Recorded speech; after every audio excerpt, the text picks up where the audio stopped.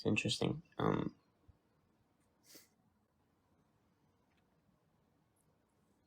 And does Mark reference this or Luke? Nope. Matthew 27 is the only place.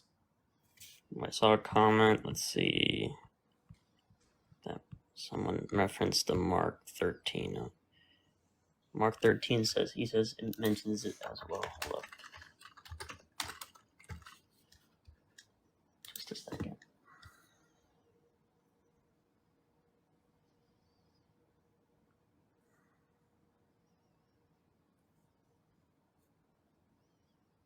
Sorry, I don't want to interrupt. I'm just reading. If you have another guest, it'll be more than. Take your time. Okay.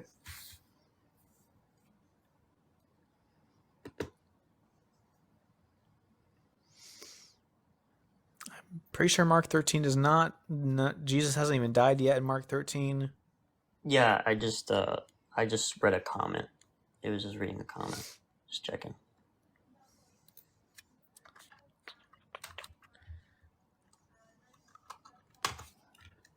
There's a funny little mistake in Mark, though. When after Jesus resurrects, he says he's going to go back to Jerusalem, or they're going to go out of Jerusalem to Galilee. Yeah, he's going ahead of you to Galilee. Jesus is like, hey, everybody, I'm going to Galilee. But then they stay in Jerusalem, and no one ever talks about that again. But you said it's an inconsistency. It's only talked about who? In Matthew? Yeah, this is in Matthew 27. I don't want to get off track. Let's stick You're to off. the zombies. No, I understand why. So yeah, Matthew 27, I think 51 through 53, around that is when this zombie blurb is mentioned. As far as I can tell, and what I've seen, there's no other mention of this. This is the only mention of zombies walking around Jerusalem. How likely is that? I have to read. What I'm trying to read is the context behind Matthew 20. Romans wouldn't know there's a few dead people walking around. Probably not. No, Right? I understand. I'm just saying. No, I I'm understand. answering the Oh, I'm sorry. comments. I thought I'm just not reading the comments along. I'm reading this. Sorry. Yeah. About that.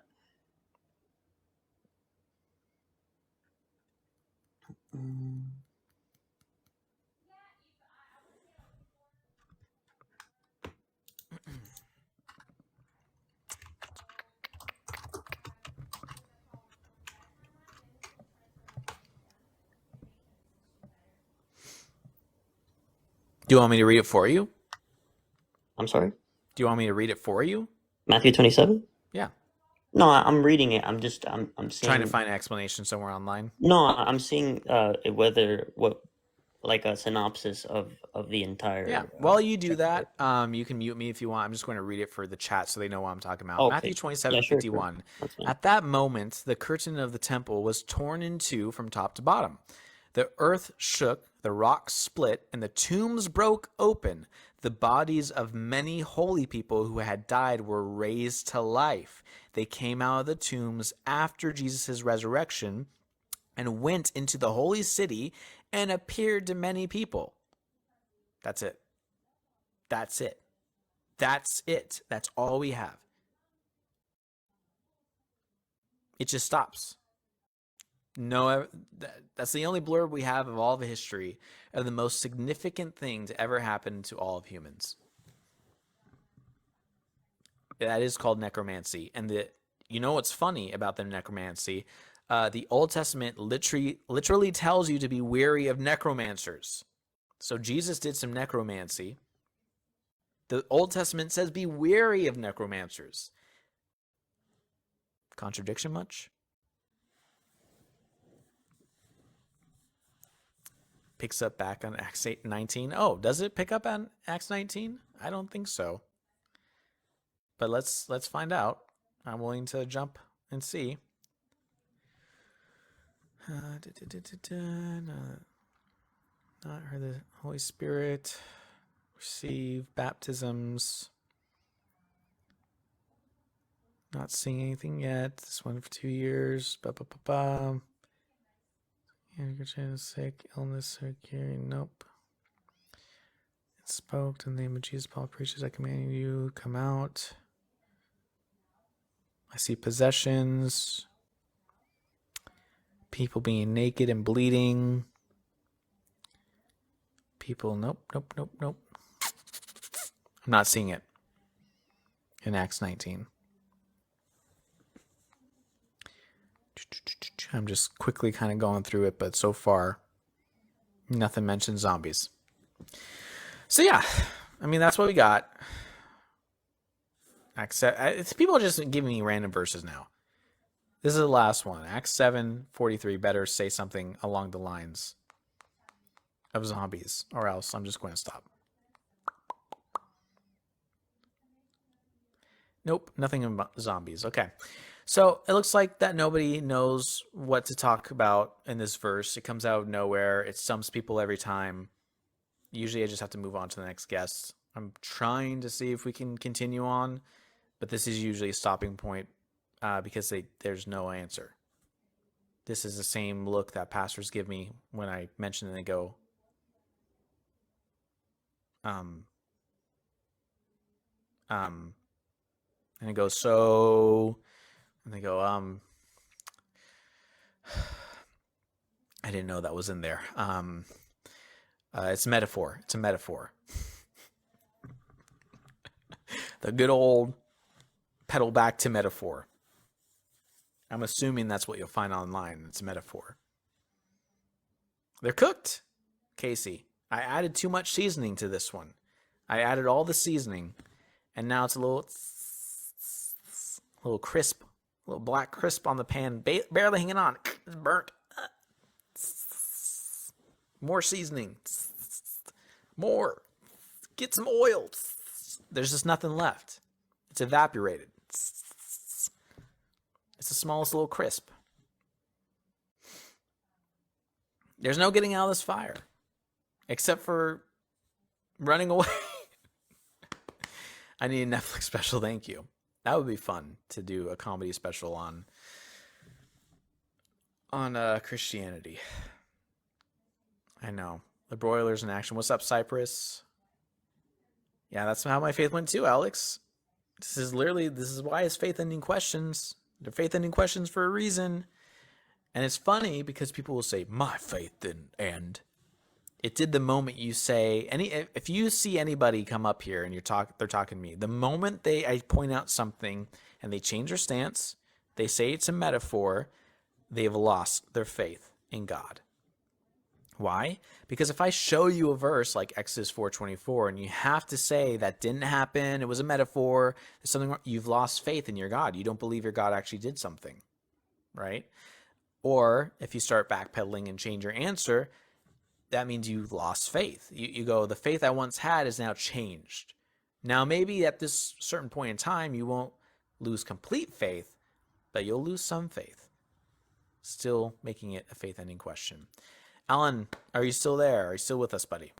Yes, man. I'm sorry. I was watching something. I just any regards to this. I got sidetracked. No, I was reading up on Matthew. Sorry, that's why I apologize. I said if anyone Matthew wanted 27. To... What are your thoughts here? I haven't compiled a real conclusion yet. I'm still in the meat, so everything that I would say would probably be an inaccuracy if I would just. I mean, it's in the Bible. Why not? No, I'm aware. Yeah. Do you believe it happened? It just depends on the context of. I'm uncertain. We've went over the context. Jesus died, and this happened. This is what it says happened. No one wrote about it except for this little blurb. But it's not just a matter of taking your word for it, man. I gotta read it. My word for it. I read the Bible. This is the Bible. No, I understand. I believe you, but I also want to read the Bible for myself. I want to understand. I read the Bible. Didn't you read the Bible when you were doing this whole thing? I did read. But it's a big book. It's 66 books, and yeah. But I gave you the specific passage. I'm not. I wasn't aware of the specifics of Matthew and Mark and Matthew 27. I'll be completely honest here. All right, but now you are. What is your thought and now about zombies walking around? Yeah. It's just like this comment says, don't have an opinion. Yeah, I'm uncertain right now. Any opinion I would have would be pretty inconsistent. It would be Gotcha. What's the word for it? Misguided, I guess. Misguided by the Bible. No, just by general impressions first. You got to read it, understand its Well, context. we Then read it together, and we read the context together too. That is the context. There's nothing deeper than that. no, If you well, want, I can help you a there's little the bit. logos content. I There's can help you a little understanding bit. that and Here's some more relevance to understanding. The old scripture relevance. as well. Here's the relevance. This is what you're going to find if you do your deep dive research on Relevance. Yeah. this. Relevance, yeah. Ezekiel 37, the Valley of Dry Bones, talks about this similar thing. Matthew, where we find Just this, sleep on it.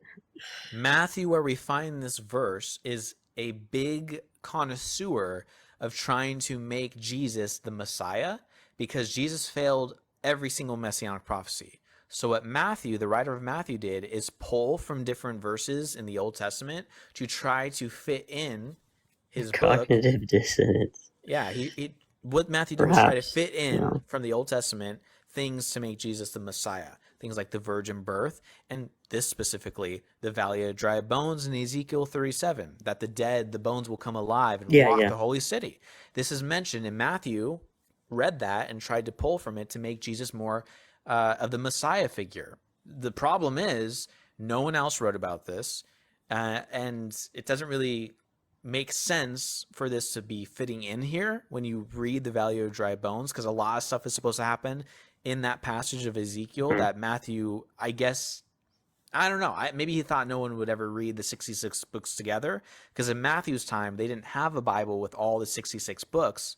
So maybe he thought no one would ever read this, one after the other. Well, unfortunately, we have.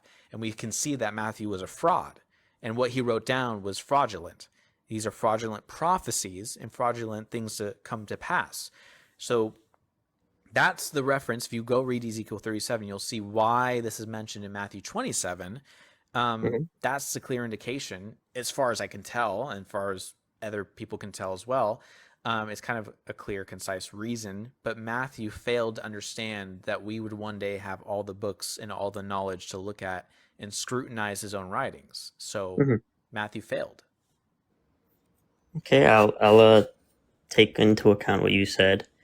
I'll try to do my own research and come to a conclusion because I'm, uncertain. Okay, well, thanks for coming up, Alan. No, I appreciate it. Thank you. Yeah. It happens. I'm a chef, everybody. Okay? I'm cooking tonight. What do you want? What do you want? Everything is on the menu tonight.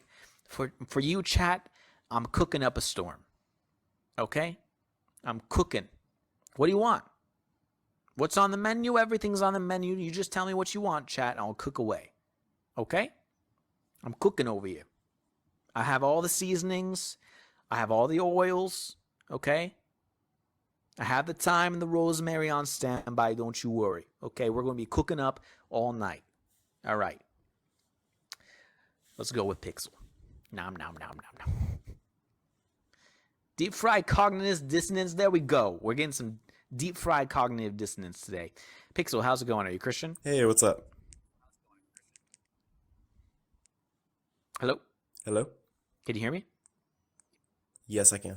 Okay, I can hear you too. How's it going? Are you Christian? Yes. All right, cool. So tonight's faith ending question is this. When we look all around us in the world, all we see is natural things occurring. Like me and you, we were born naturally. We see things being made naturally. We never see anything happening supernaturally. So based off our observation in the science around us, why wouldn't you come to a conclusion that everything happens naturally? What makes you go, it comes from a supernatural being? Well, because I haven't only seen natural things in my life. Oh, you've seen supernatural things happen? Yes. Oh, like what? Miracles, demon possessions, exorcisms. Okay, so you've seen demons. What do the demons look No, like? I've not seen demons physically, Oh. no. You've seen people acting weird? Demonized, yes. And how do you Speaking know they were languages that demons? they didn't know. How do you know that they didn't know the language? I have a question for you. How that do is you know in the they same- didn't? How in do you the- know in they the same didn't know the vein. language? My question is, have you ever been outside America? Yeah, many times. Have I've you been been to Africa? to 13 or 14 different countries. Have you been to Africa or South America? South America, yes. Okay, have you been in any... Have you been like deep in dark places like villages, Yeah, I've been in forests, Haiti and Honduras. I was in Colombia in a village far, far from the mainland. and you didn't see any type of demon possession at all? No, Okay. isn't that funny? I mean, it depends on what you were doing. I mean, if you were there on vacation, then you probably wouldn't see that. I But I wasn't mean, there if on you were, vacation. I was there on a medical retreat or mission with the USNS Navy. With the U.S. Navy on the USNS Comfort. I was there to help people, right? And I saw all types of terrible, terrible things, very unfortunate things in those poorer countries. It's really sad what they have to suffer through. I didn't see any evidence of God, and I didn't see any demons. okay. So I have seen these things, and I know many people that have seen these things. Okay. So I mean, it's What at did it that look point, it's like? just he said, she said. So Yeah, what did it look like? I mean, the biggest, the most obvious one to me was this person was speaking English, and all the local people around her knew that she did not know English, and the demon came out of her, and then she couldn't speak English again. So you witnessed someone speaking English, and you Yes, assume there's no way she knew English, correct. therefore it Because this must is be a out in the demon. middle of nowhere in the heart of Africa. Out in the middle of nowhere in the heart of Africa, and you Yep. were the first people ever to witness this village, I'm assuming?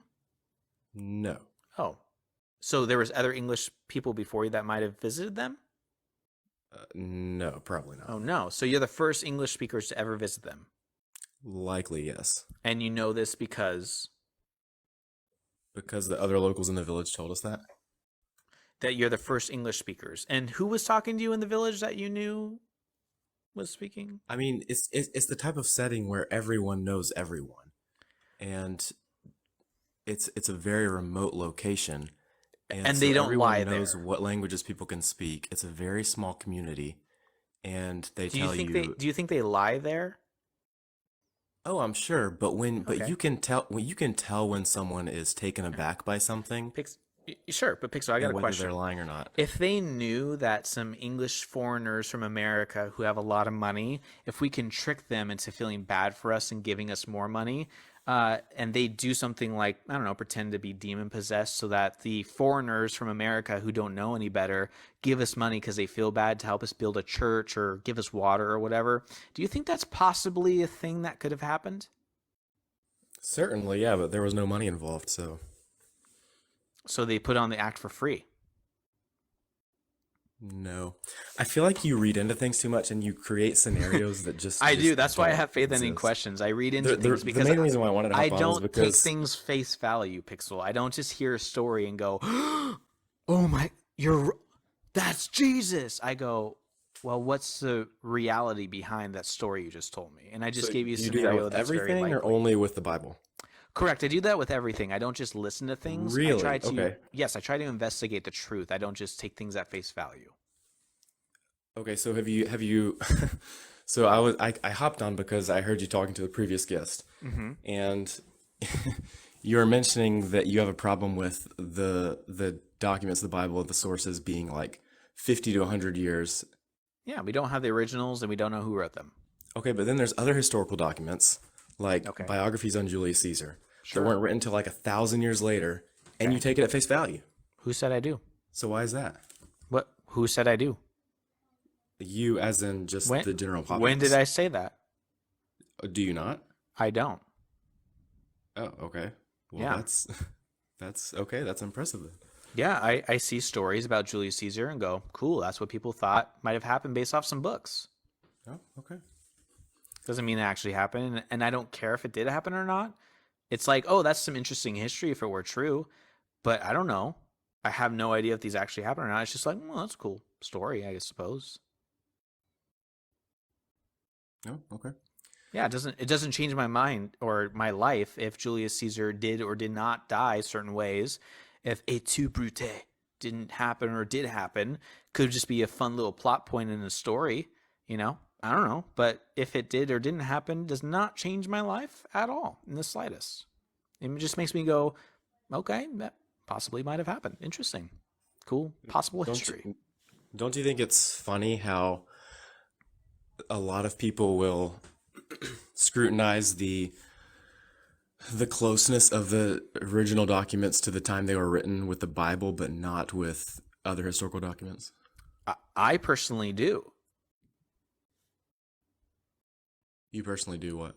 I personally do that. I go, oh, when was this written about Caesar or Alexander the Great? I go, okay, sounds like it's could be there's a story floating around, but I don't take that as it must have happened. It is true.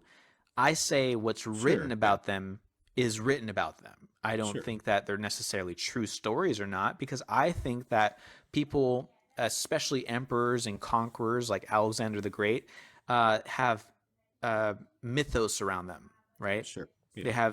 have mythic things like, was it in Troy? You know, the Achilles tendon with all that stuff. Like these are all myth stories that come to life. Does that mean these actually happen or not? I don't know, but they sound like pretty cool stories, and that's what they are, stories of possible history. Hmm. But if you ask me, well, do you think they happen? I don't think so. I'm sure it's based off true stories, true events, right? I'm sure the stories written like are very close to what happened, but we have no idea if they were actually what happened in the real world or not. Yeah, that makes sense. Right. So I do the same thing with any other religion, and especially the Bible. Why don't you? I do that. I mean, Oh, okay. documents that we have from thousands of years ago, like nothing gets closer to the original sources than the biblical documents. No other historical documents that we have Get are closer? are within like 50 to 100 years of Well, the we don't originals. have anything from 50 to 100 years of the originals with the Bible. Oh, we totally do. Matthew, we Mark, don't. Luke, and John. Nope. What's our earliest one of Matthew? When's it dated? I don't remember the exact numbers, but Papyrus I think- 86, 3rd to 4th century. That's 300 to 400 years after. as the previous guest was saying, there are some who believe that there are earlier sources. It's believed they were written around that time. We don't have concrete evidence or copies to verify that. This is what's believed. That's for sure. I agree.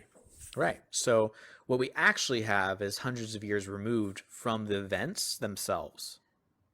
The earliest copy of the manuscripts we have of any of the New Testament is John's Papyrus 52, and it's dated 150 AD. Given Jesus died around 29 or 30 AD, give or take, that's 130 years after the events.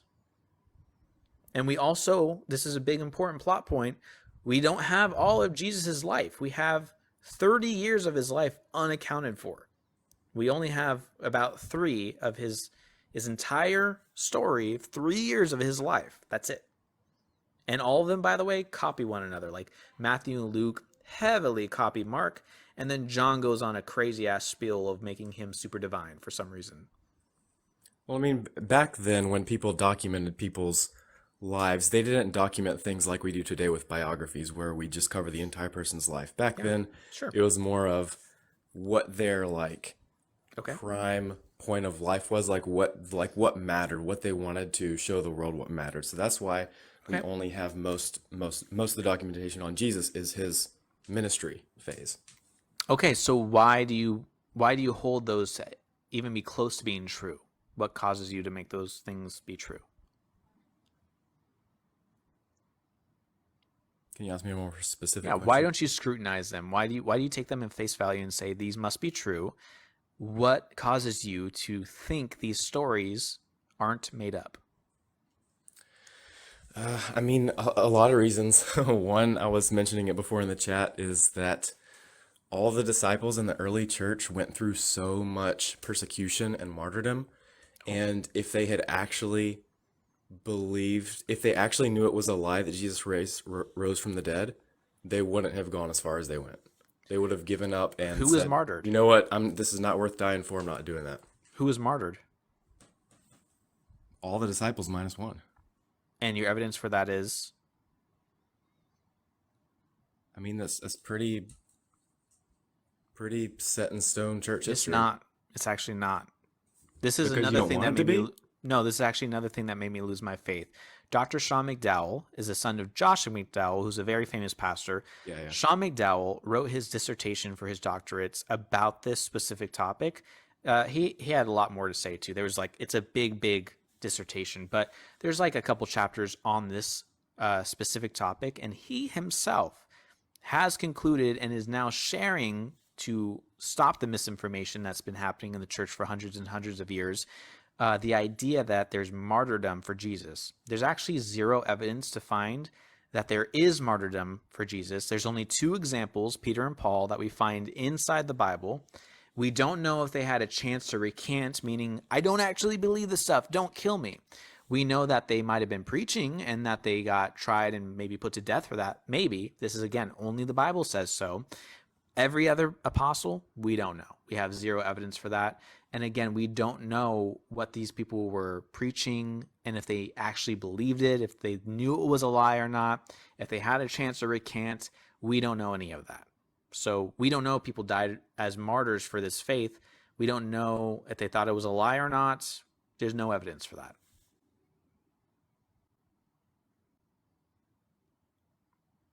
Oh, he muted himself. This is simply something that was made up along the way, hundreds of years after the facts. And now it's just passed down as hearsay. And Why? people like you and other Christians believe this because pastors say it in church, although the evidence would tell you there is no evidence to believe that. Why People would just they say have it. done that? Why do people lie? That's a good No, question. No. Why would they have made up the martyrdoms? That's a good question. That's a good question. Probably because they wanted to sprinkle in some, I don't know, teary-eyed stories for their faith. If you look at any other faith, Why- you would okay, see the okay, same thing. Okay, so that's the problem. So the early church did not gain any money or power from How do you know? Christendom. Didn't Paul gain power by becoming the father of the church? Didn't he No. have hundreds of followers in churches all over the countries that were following him, and he was the father of them? Didn't he gain power? No. That doesn't gain him anything. It's not like Didn't he become a it's head not like of the the modern day church, the Roman Catholic Church? Didn't the popes rise to power so much that they became more powerful than kings? Yes, that phase of very bad church history. Yes. So it worked. No, because that was night and day difference from the early church in Acts. Well, I mean, all cults start somewhere and all religions start somewhere. Not every religion starts off with power. Would you agree? For sure. Right. So Because people the go astray. Israelites, they didn't just start off with power, and the high priest didn't just start off with so much power. Everyone starts off somewhere, and they started their church, and their church gained popularity, so much so that the Roman Empire took hold of it, and blasted it off through death and destruction. Yeah, and they took advantage of people for sure. Yeah, they did. But I mean, you have to admit that good things and can be it started worked. by good intending people, and then it can be misconstrued and messed up by people after Well, them. and also things that are being used to control others can be seen as useful and then taken hold of and adapted. So when they see religion working to control the masses, what's to stop somebody from doing the same exact thing, copy and paste, but just add to the religion? I don't know, something like you would see in the Muslim religion, the Book of Mormon, all these other side quests, Christian religions and denominations that have popped up. You have the Catholic Church, now we have Protestants. I mean, people do it all the time, right? Yeah, I agree with that. Right. So when you say these early church people had nothing to gain, they had everything to gain. They were fishermen. They didn't have anything. So starting a new church with a possibility of power and rising to power sounds good to a lot of people. A lot of humans try that. No, not at all. Especially with the way the Romans were ruling them. It's very unlikely. Really? Okay, so Muhammad, who was a nobody, went into a cave and came out with the word of God and became one of the highest priests, prophets of all time. With that, so that's completely false. It was Became just one him, of the highest his word priests and against everyone prophets of all else's. time and gained an army, right? Muhammad did that. He went Yeah. from nothing to stardom. Yep. Happens all the time. The apostles of Jesus are not unique. Well, I mean, we're starting to get into demonic stuff there with like Satan's territory. I mean, there's an evil force at play here, and that's How's that demonic? How is what demonic? Bringing up that people use religion to gain popularity, to gain control and power. How's that? No, I'm saying Muhammad and all that stuff, the start of Islam and all that is demonic. But Paul isn't. No. Paul, who took over Christianity and told everyone to call him Father and to imitate him instead of Jesus. He didn't say that. 1 Corinthians 4:14. Yes, he did. Okay, can you read it to me? Directly says that.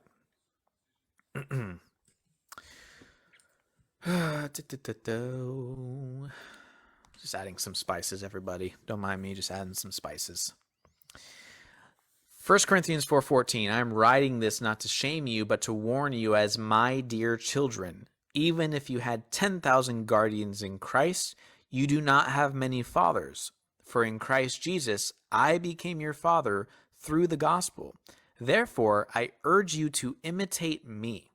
For this reason, I sent you my son Timothy, whom I love, who is faithful to the Lord. So what's the context? Imitate me and what? What did he say before that? I just read what he said before that. This is a new section. Paul's appealing and warning, right? He's talking to the churches. He's talking to the people that are following him, and he's urging them to imitate him and to call him Father, which contradicts Jesus' own words in Matthew 23:9 that says, do not call anybody on earth Father, for you have one heavenly Father, and that is your Father in heaven. Paul said, screw it, I'm taking over, and now it's my religion, baby. And he didn't say imitate Again, you're Jesus painting a Christ. picture that isn't there.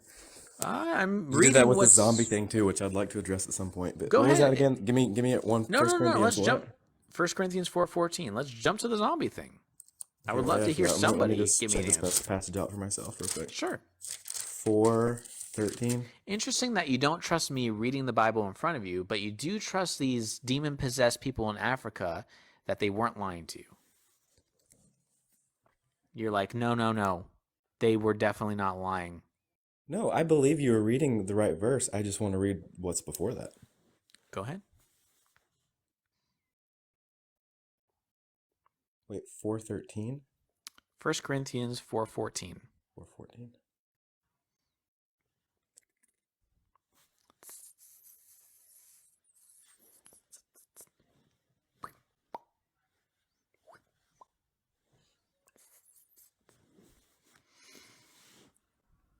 Okay, so after that, 17. For this reason I have sent to you Timothy, who is my beloved and faithful child in the Lord. You know what I mean? So this whole father-child relationship is literally Blasphemous. Giving birth to another believer. So Blasphemous. witnessing to another person, and then that person is essentially their child. It's not like It's father-child, blasphemous. like how we talk. It's what? It's blasphemous. It's not blasphemous. It's not capital F Father. Matthew 23:9, Jesus Christ says, do not call anybody Father. Okay, is it the same father in the original language? And he's obviously meaning not like mommy and daddy biological. He means father in a different sense, which Paul is using right here. Because he's not Timothy's daddy, his biological daddy. Paul is saying, this is my son, Timothy, acting as a sort of spiritual father, right? Jesus is directly saying not to do that. Paul contradicts it. Is it the same father in the original language? I don't know. Because, well, you can't just read the English and say one verse is saying the same thing as Are another you saying the verse. Bible's corrupted? No, I'm not saying that at all. I'm saying Well, that if I can't read a lot it, of times when that we means it's being translate, corrupted. no, when we translate Greek or Aramaic Then it's been to corrupted. English, we have different words than they have. Then it's been corrupted, Pixie. No, Pixel. that doesn't mean it's corrupted. It's Yes, just it does, because if you're saying I'm reading the Bible and you're saying, well, we don't know if that's what it actually meant, then crumple it up and throw it away, because now you don't know what anything meant, because you have to decipher what does this word actually mean in Hebrew to English? Is it being translated right? And you're telling me the 72 translations I have in my Bible app, I don't know which one to figure out? Well, crumple it up and throw it away, because God is being a very bad God by not being able to allow us the correct translation. So crumple it up and throw it away. But we have the correct language there. We've just translated it into English in some cases in a way that doesn't make the most sense. Right. So we have the Greek version for people who spoke Aramaic, meaning that we don't know the correct translation, crumple it up, throw it away. We don't have Aramaic. We don't know what they actually meant and said in the Aramaic.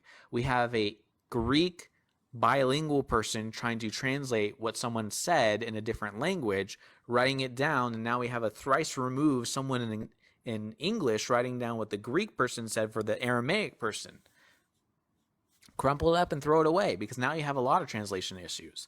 Did Jesus actually rise from the dead, or did the original language say something different? How do we know?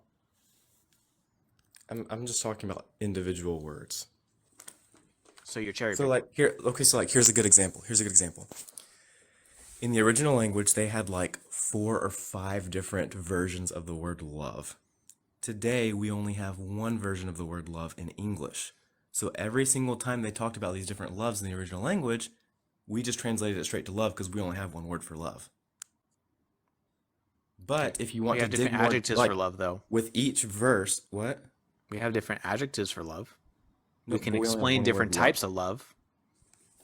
So let me look up what those We words can are. make sense of the word love. If I say love to you, I can infer what I actually mean by just using more language. If people who are documenting this down don't know how to properly translate, that's because the God of the universe is probably not real, because I don't think he would have a No, it's just because translation. languages are different. I don't think he would have a translation error. I think he would be able to easily give whoever's writing something in his holy book down the proper translation. But you're telling me, well, which translation are you using? Because it could be wrong. Then just throw it away, because why would I trust any of it? No, not wrong in the sense of like completely different, but just there's some nuance there that you don't fully understand without knowing the original language. But we don't have the original language But we do. written down. We don't have it. The original language of the Bible, Greek, Aramaic, Hebrew. Yeah, we don't have the original Aramaic that was spoken in all these things. All the things Jesus said, we don't have written down in Aramaic. So how do we know what he actually said?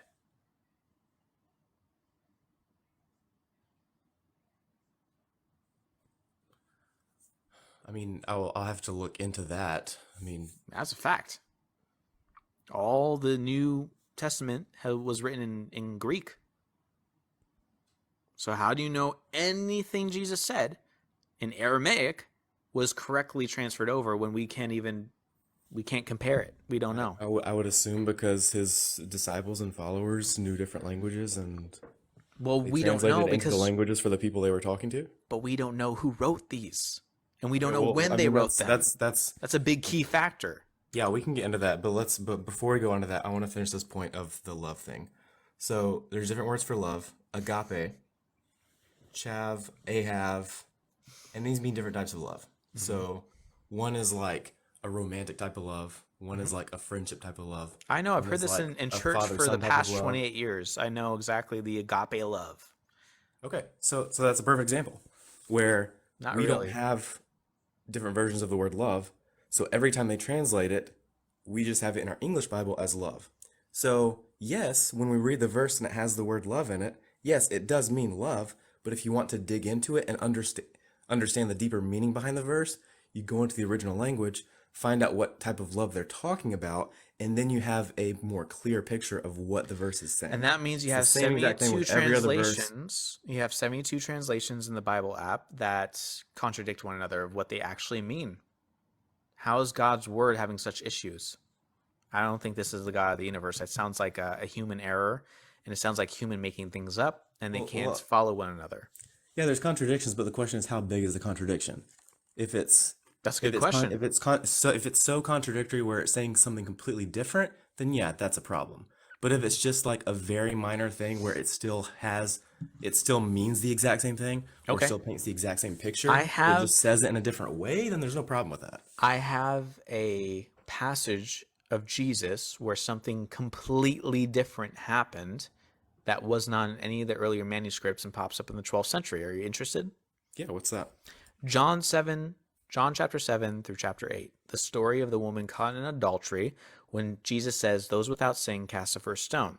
Yep. The original story has semblance of that story that we all know and love, But the real story that we use today in churches and people use all the time to talk about Jesus, that didn't pop up till the 12th century. Specifically, the those without sin cast the first stone, right? Jesus never said that. In the earlier manuscripts, he does talk to a woman, but it doesn't go anything like this story. So that means that somewhere around the 12th century, someone implemented a story of Jesus saying, those without sin cast the first stone. He never said that. It's never been said. That's a whole ass story that was completely changed and inferred more words that were not, we have no idea. We couldn't even come close to knowing if he actually spoke that, because not only is it written in English, not only is it not written in Greek or Aramaic, all those things, but it was written thousands of years. There's no earlier manuscripts that he says these things. So it just pops up out of nowhere. And now it's preached all over the world on Sunday church by pastors. So 2 thoughts. The first thought is they could be 2 different stories. But the second story with the sin without those without sin cast the first stone, that story, if it's a different story, pops up all of a sudden. There's no earlier reference to it. It just, now it's in the Bible.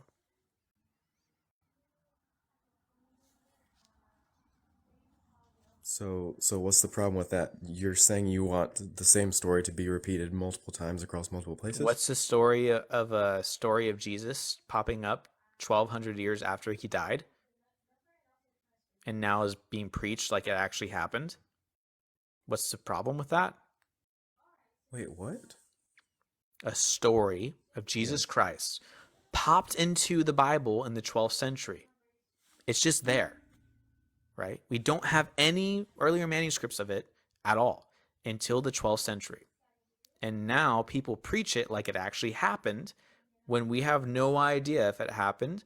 We don't have any references to see if it happened.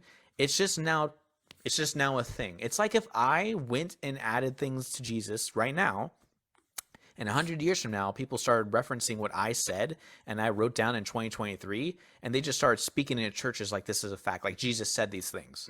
When I obviously implemented it, right? Yeah, I get you now. So you're saying there was a story added 1,200 years after the fact. Mm-hmm. Those without sin cast the first stone. You could look it up. The woman caught in adultery. And what passage is that?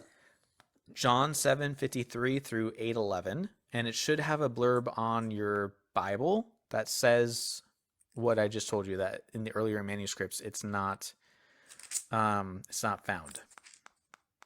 So like for my Bible app, it will say the earliest manuscripts and many other ancient witnesses do not have John 7:53 through 8:11. A few manuscripts include these verses wholly or in part after John 7:36. So there's part of the story that's different. It sounds different, but it's there's similarity with Jesus, and there's a woman, and he tells her to, like, you're free to go sort of thing, but there's no stoning involved. There's no people getting rocks trying to kill somebody. None of that.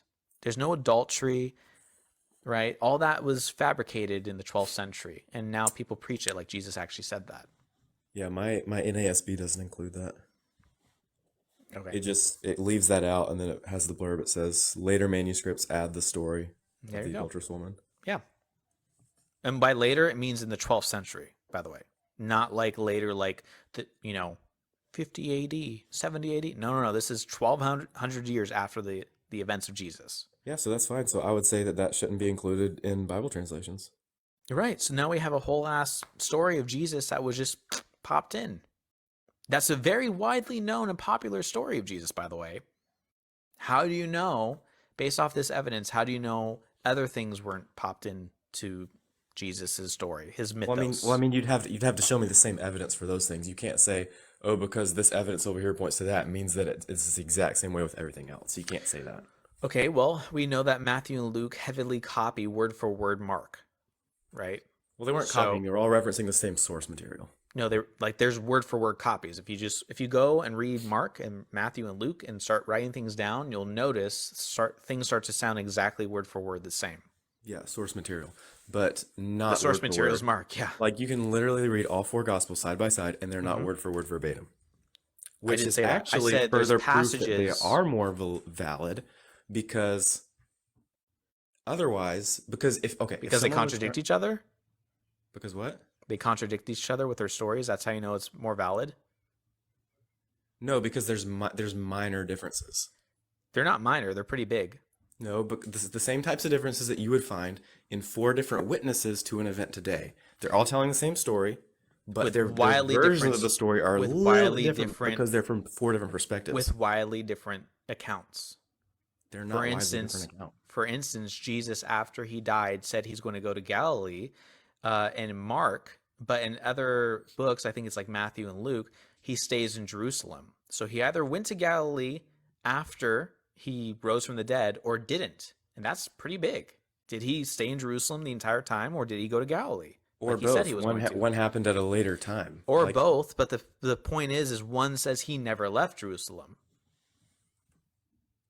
So if he never left Jerusalem, then he didn't go to Galilee, but one says he did go to Galilee. So did people see him in Galilee or not? Okay, did that mean he never left Jerusalem ever, or he never left Jerusalem? No, after That he died. day or that After he month? died and rose up and was around for 40 days, some accounts say he was in Galilee, some say he never left Jerusalem. Those are very big contradictions.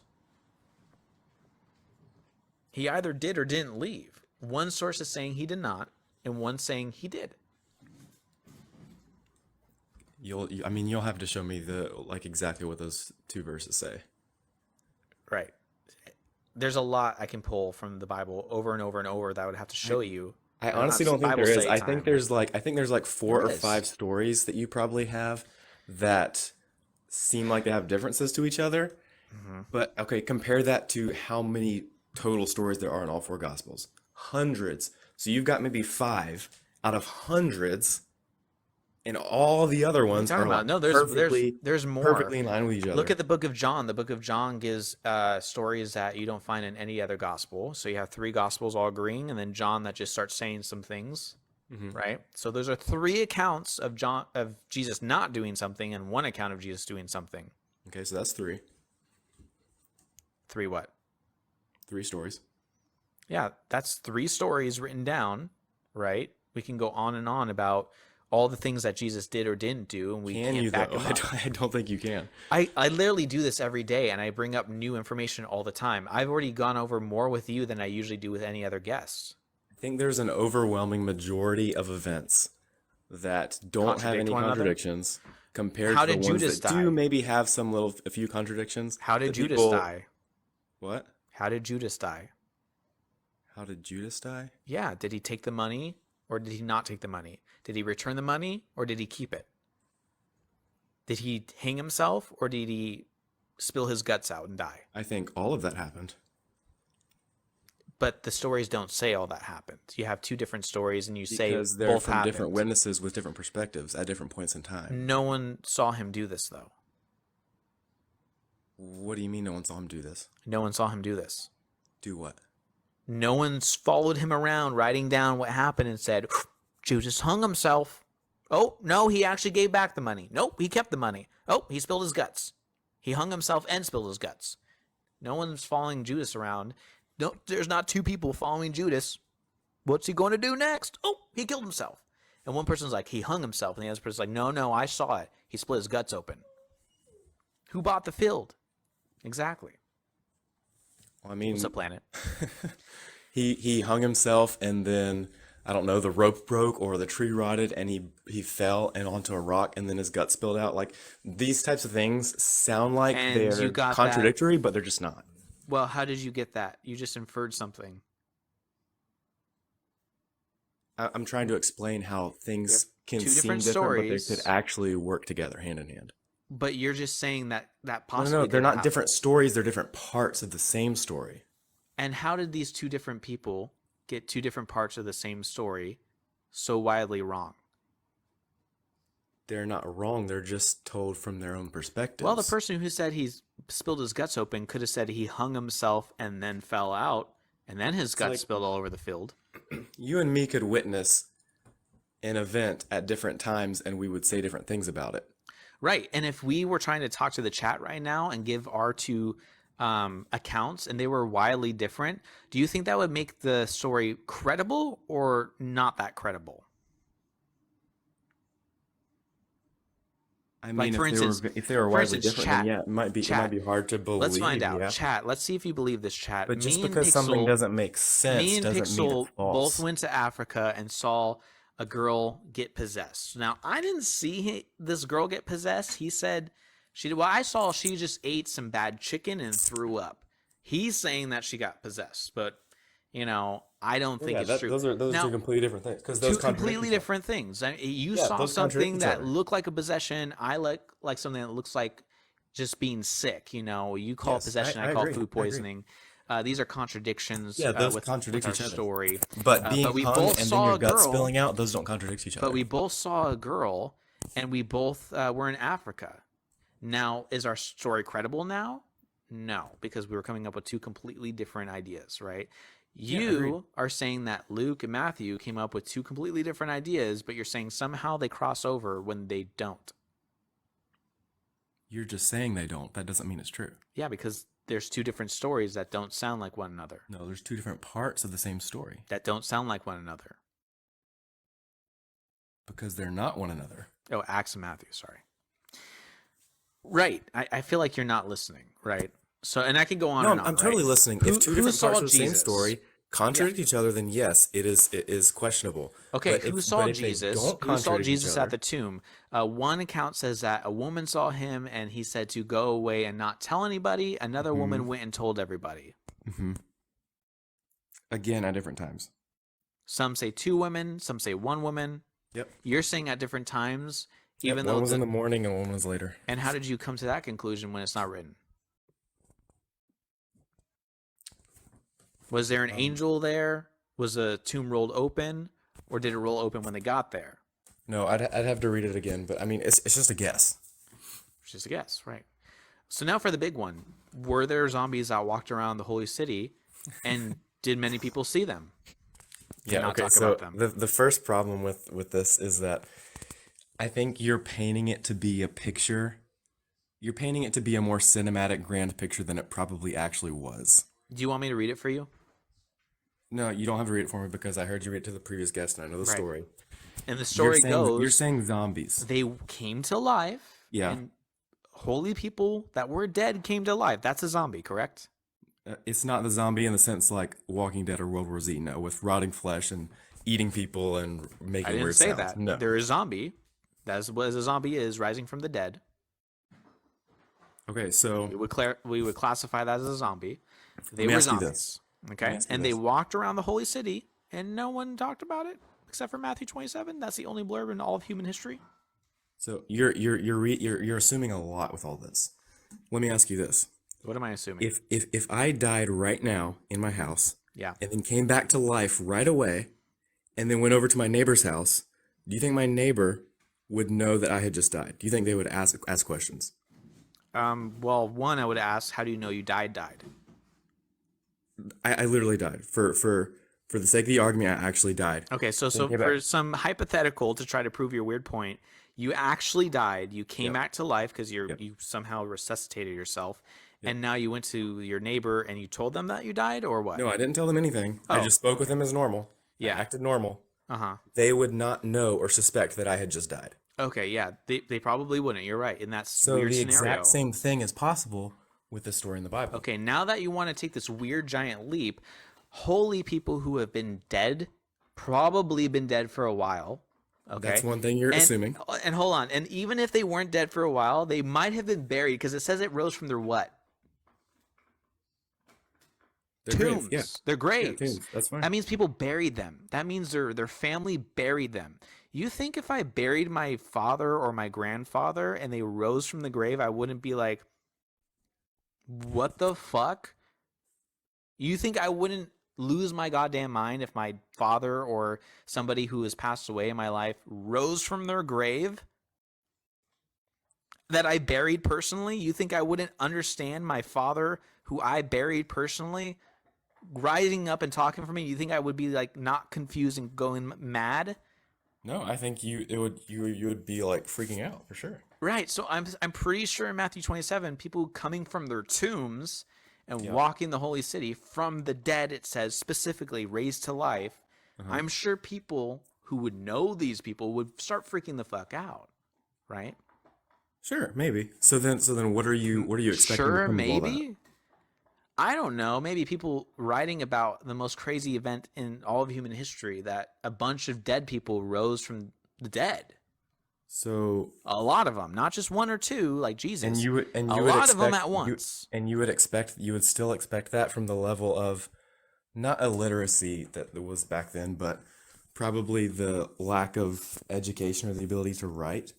You don't need to be educated to see dead people coming back from their life and being No, but freaked the fuck you do out. need to write manuscripts about it and historical And documents I'm about it. sure at least one person who was a Roman guard might have seen it because Rome was occupying Jerusalem at the time. I'm sure somebody Maybe would the have Christians were seen trying to keep it this. from the Romans. I don't So know. did they? And also, you have to think about it because it doesn't give you any other inference. We don't know what happens afterwards. Did they just all of a sudden vanish? Did they die? Did they have to be killed again? Were they raised to life indefinitely? I We don't know. don't know. I don't know. Right. And so we have a weird ass story, and you're not freaked out by it. You just take it as like, maybe they just died that day and nobody noticed, and they just went over to their neighbor and they just didn't talk about how they died earlier, and they just were like carrying on all about the day. I'm not saying that It's not being happened. honest. I think it's not as cinematic as you're painting it to be. No, To it's where very to where people cinematic. would start like writing books about it, Yeah. and there would be It's all these very documents cinematic, and this about, is why you oh have my to read gosh, it. this zombie apocalypse just happened. I just don't think that was the Yeah, case. if you just read it, this is why it's cinematic because the words make it sound cinematic. At that moment, now we'll start from here. The earth shook. The earth shook, Okay, earthquake. and rocks split, Okay. and the tombs broke open. It's not cinematic at all, right? The tombs split open. The Zombie bodies is of not many cinematic. holy people who had died were raised to life. They came out of their tombs after Jesus was resurrected and went into the holy city and appeared to many people. And you don't think that's cinematic enough? No, that's surely cinematic. It's an incredible event. I'm not saying that. I'm saying the And nobody talked zombiness about it. of it that you're adding into it. It's not cinematic in that Does way. that not sound like zombies? That No, doesn't it sound like does not zombies to sound you. like our modern day Hollywood zombie. Of course not. I'm not saying they're like, oh, let me eat brains. I'm saying they rose from the dead. Like you see Yeah, people raising yeah. from the dead and you think it's just like no big deal. No, it's a huge deal. So why wouldn't you think everybody would talk about it and at least one person more should write about this? I think they probably did talk about it, and maybe some people did write about it. But I mean, it's possible that people wrote things, but we don't have those documents now. There's tons of things that got written in all of human history that we don't have today because they got Okay. lost or broken or I got you. So burnt or whatever. people, only a few people wrote about this. Josephus, I don't know, great Jewish historian who wrote about many things, but not everything. didn't want to mention probably the most. He mentioned about the fall of the temple. Didn't want to talk about the zombies raising up though. That he wanted to mention. He didn't. He left that out. He was around that time. Like it would have been, information he would have heard in his lifetime. He was born after the events, but he There would were still many hear about amazing it. things that happened that he didn't write about. I'm sure people walking from the dead would be a top of the list thing to write about. Yeah, so would all of Jesus' miracles and a lot of yet- things that happened in Acts and the rest of the New yet- Testament, but he didn't write about those. And yet he didn't write about that. Yeah, because no What does one that tell person you? can write about everything. Or maybe because it didn't happen. Maybe I he mean, didn't you write can about come the to that zombies conclusion because if the you want zombies to, didn't but happen.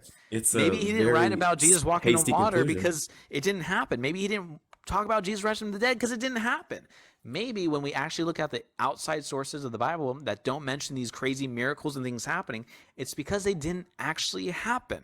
You can come to that hasty conclusion if you want to. That's a hasty It's not generalization. hasty. That's like Yes, the it most is. natural conclusion to come to. No, when you come up against the slightest amount of tension, you immediately dismiss it, and you just can't do that. Huh? When you come up against the What tiniest amount tension? of What are you talking about? like tension in something possibly not being true, you're like, oh, it's completely false. There's no way. it No, can happen. when you're saying people rose from the dead after a couple days, and I'm a little bit hesitant to believe that, I think that's a natural thing to do. For instance, do you sure. think that do you know who Joseph Smith is? Leader of the Mormon Church? Yeah. Do you think that he saw Jesus and Moses and God? No. Do you think that he had golden tablets delivered to him by the angel Moroni? No. Why not? It says it in his book. Are you Because are you he's the being only, because again, just back to Muhammad, it's the same exact reason. It's Oh. only one person. He's a standalone guy. Oh. His word against everyone else. No, Martin Harris also helped him write it.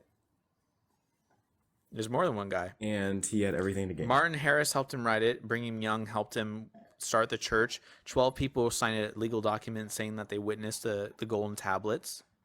People said that they were revealed that the Mormon church is true to them by angels. You don't believe them, though?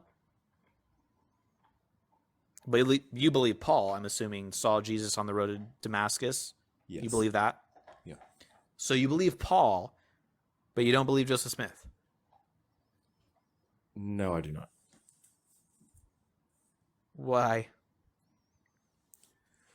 Because all of the surrounding connected evidence and just everything that the Bible holds in it and how it connects with each other. We don't and have I evidence. I see inerrancies within We don't have evidence.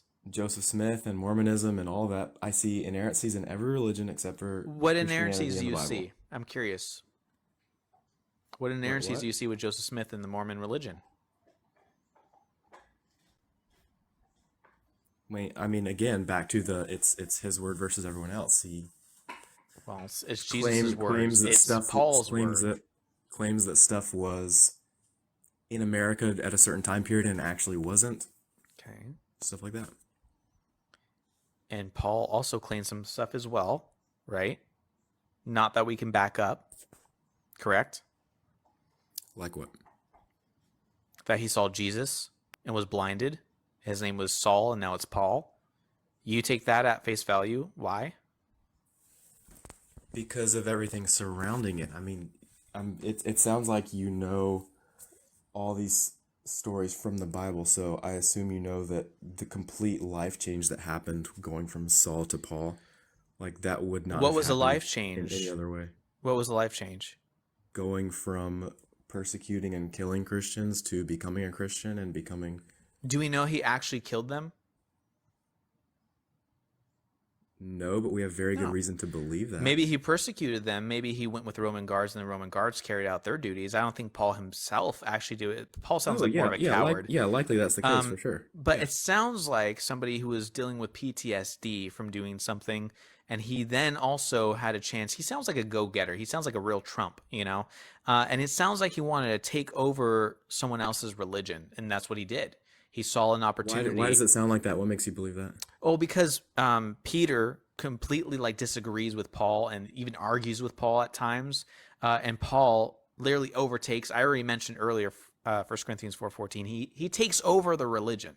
He says, "Imitate me, follow me, listen to my words." He completely writes new documents and saying, "Well, no. Jesus told me it's fine. This is the way to go now." He doesn't say and preach He what actually says Jesus the opposite. preached. There are Right? He says places- the opposite of Jesus. Yeah. No. The opposite of what Yes. you just said. There No, are places he where goes Paul says against Jesus.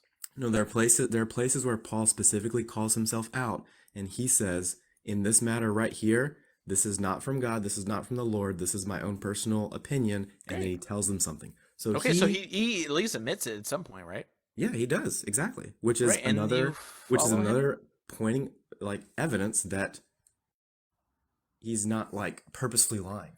He literally Oh, so he manipulated it enough to make you think he's not lying. As long as you say, "Hey guys, this point is my point," I mean, the again, rest you of the can come to stuff that goes hasty conclusion is if you want. definitely from God, and you're going, "He's definitely telling the truth." So he manipulated you, and it worked. Basically, is what you're telling me. No, hasty conclusion. Well, how do you know he didn't manipulate you? How do you know he did? Because if he's going completely against what Jesus taught. Again, Well, I wouldn't say again, completely against, it- but it all he's comes back- going against what Jesus taught. Right, It he's all preaching different things. He hijacked a religion.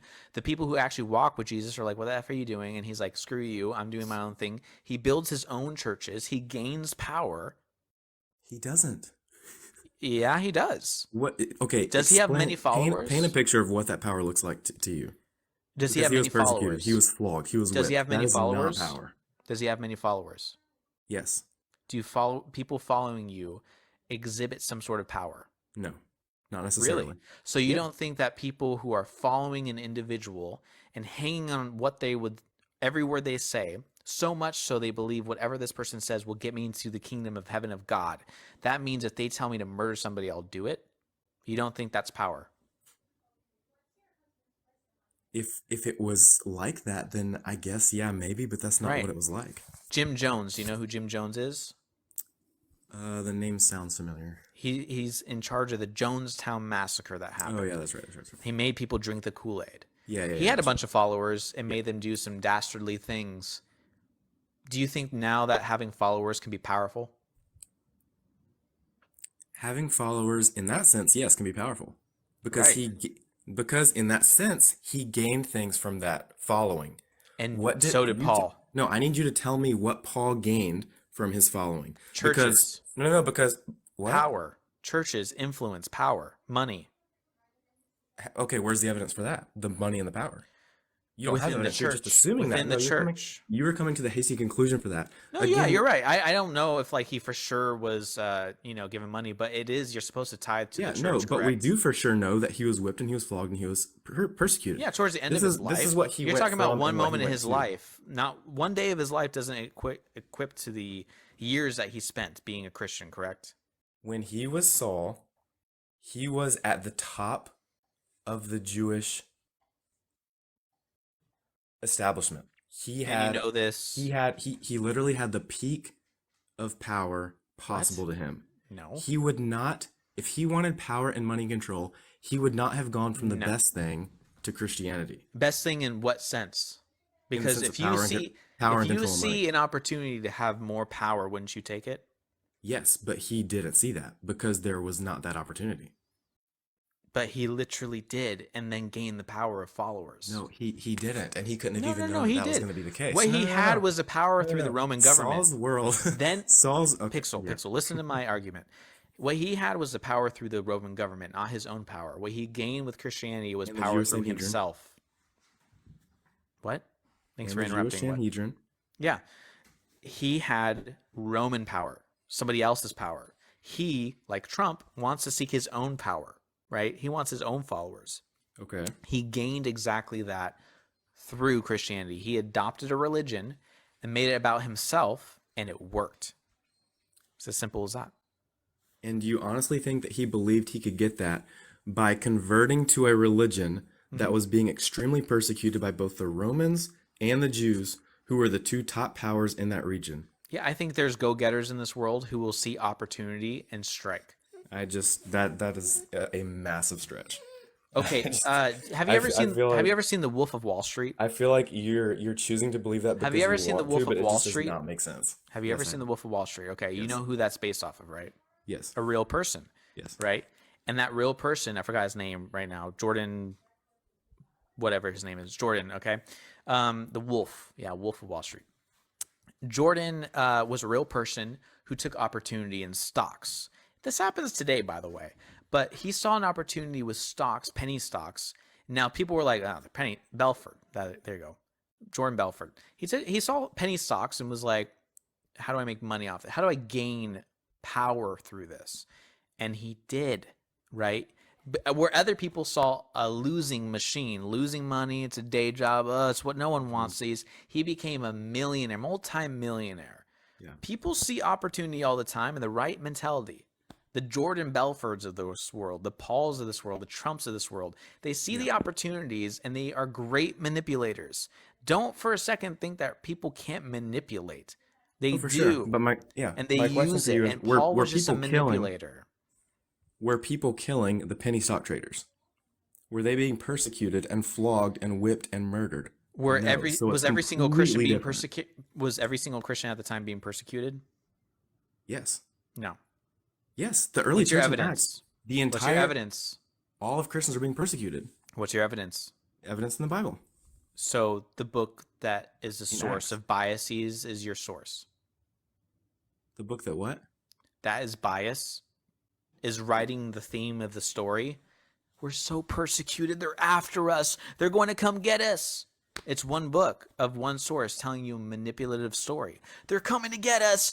Band together, everybody. Church, my church. Timothy is coming to you. Come together. They're coming after us. And what you have to do is come to me and imitate me and just follow me, or else you'll be persecuted and people come after you. You just have to come to me. Everybody come to me. I'll save you. I'll be your savior.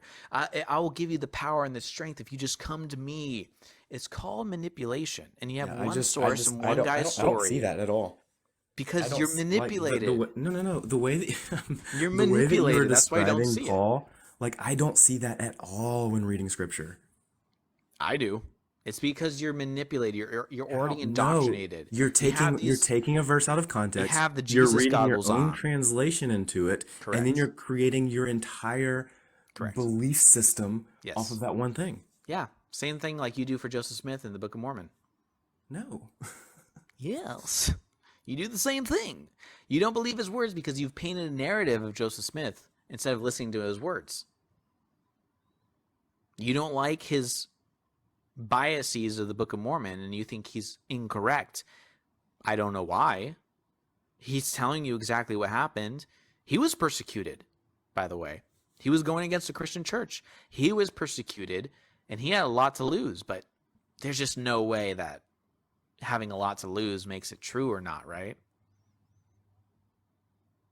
I just think they're on entirely different levels. I mean, why would Joseph Smith risk everything and go and make a whole new church and possibly be killed over it, you know? Which he was. Joseph Smith was killed over his actions. So very interesting that, you know, the parallels between Joseph Smith and Paul, where both were killed for what they believed. That means there's no way they would lie for it, right? Joseph Smith wouldn't lie. Or would he lie? But I mean, it got him killed. Why would he do that? He would lie or he's crazy. I mean, yeah. So was he crazy or did he lie? How do you figure that out? I mean, he I died don't for his know. faith, you know? I honestly do not know enough about Joseph Smith or Yeah. Mormonism. But do you know enough about Paul? I feel I know enough, yeah, to not think the way that you do, Skits. that he was some like crazy bent for power person. I mean, it does sound like that. He literally adopted a religion, overtook it, told people to imitate him, and you know, rolled with the punches. Argued with Jesus's disciples. Barely talked about Jesus's resurrection. You know, made it all just about getting to heaven and what you need to do, how to be good people. He was a go-getter. Like Paul was a go-getter. I'm not denying that Paul was like that type of personality. That type A alpha personality. He's like, I'm going to fucking take this and I'm going to be the best Christian ever. That was Paul. He did it. He made the churches, started the Roman Catholic Church, and look how that turned out. It worked. Manipulation of the masses works. Who would have thought?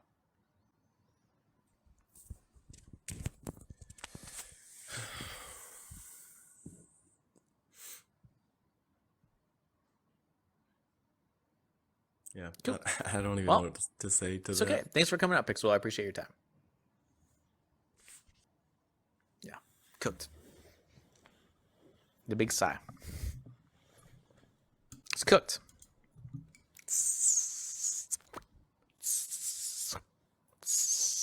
Add some seasoning. We need way more rosemary. Give me the garlic salt. Skits, if in here, pass the garlic salt, please. Who has pepper and paprika? We're going to add some pepper and paprika. Please pass. What seasonings do we got there? Well done. I got you. Parsley. Thank you. Tequila. We need some tequila.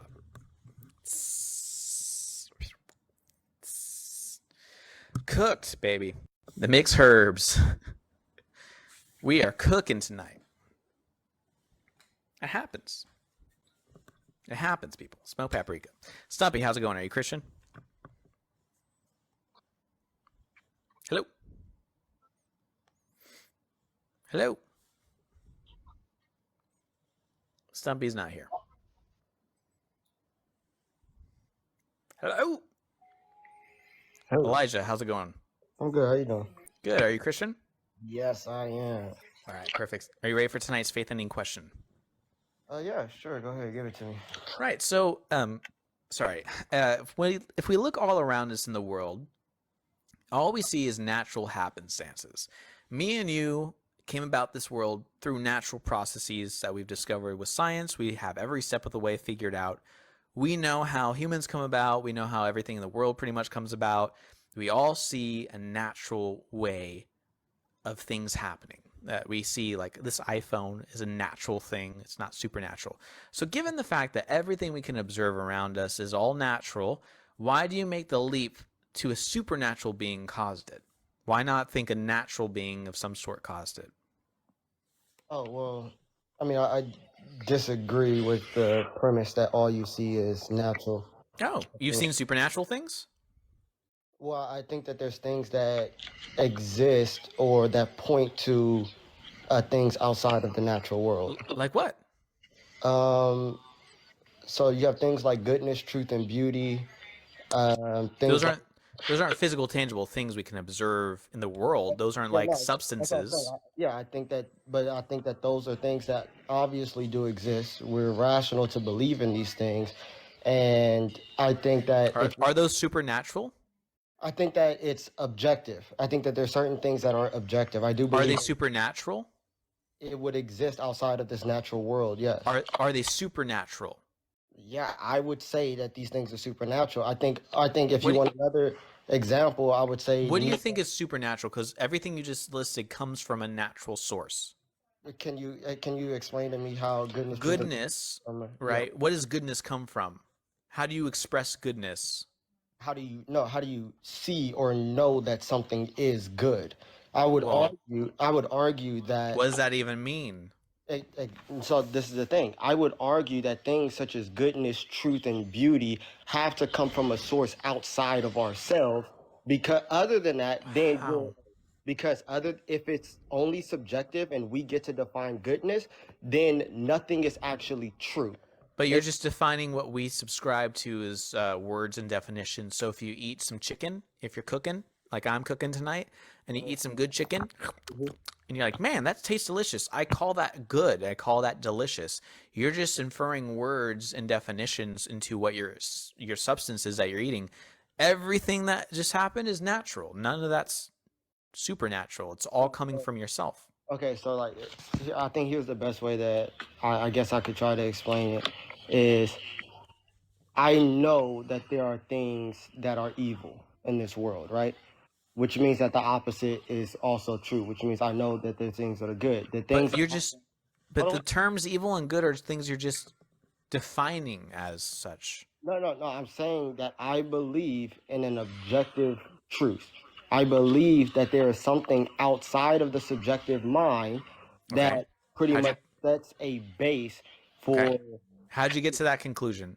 because I can't say to myself, all right, so I can't say to myself that there's an argument to be made of what the Nazis did.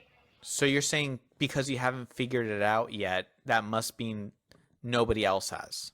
No, I'm saying that Okay. anyone who wants to argue that, hey, maybe the Nazis got it right, there is no actual ground to stand on there. No, The that Nazis thought they did, yeah, exactly. But and but other people thought they didn't. It's called disagreement.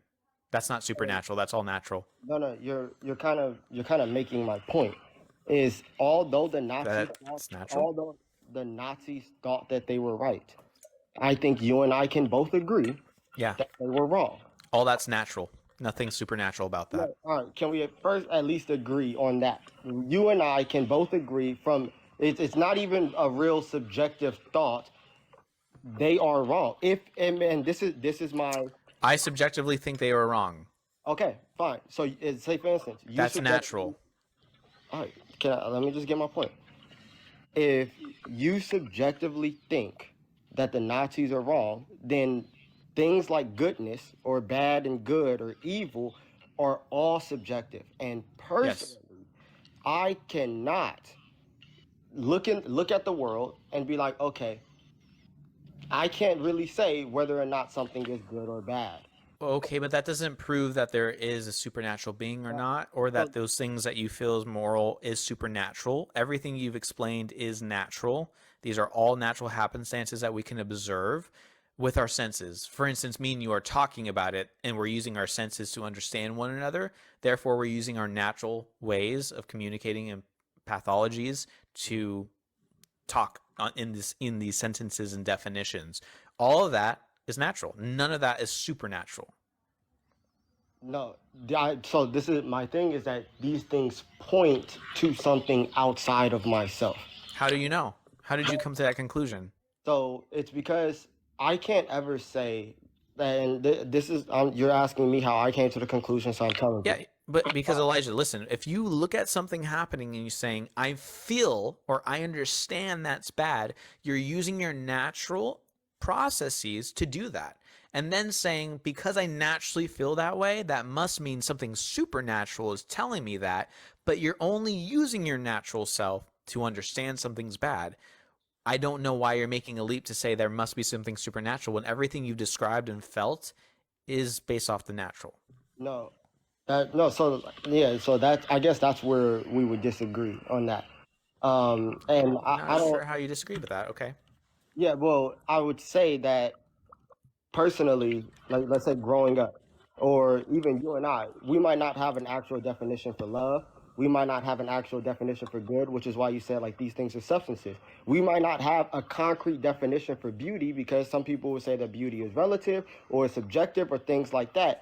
Yet, But we do have definitions about what beauty is. What we feel is beautiful may be different, but they're still natural. Nothing is supernatural no, about no, that. but so that's what I'm saying, is that with these things, because they are, I guess you could call them philosophical terms, Mm-hmm. with these things, there is a baseline throughout humanity where we can look at something and say that, man, this is beautiful or this is good, that exists outside of us.